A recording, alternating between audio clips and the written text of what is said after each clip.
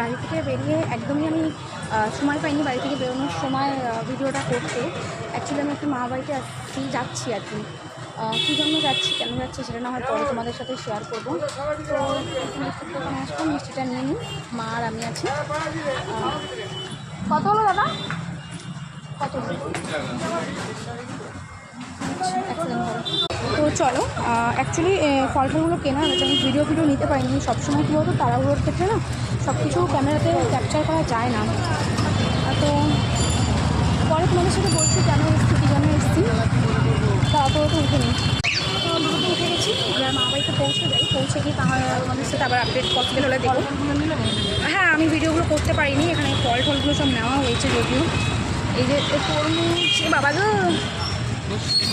এই যে মিষ্টি, আর এখানে না ফল আছে অনেক, বাবা গো বাবা। এই যে হ্যাঁ দাদা চলুন, আপনি চলুন।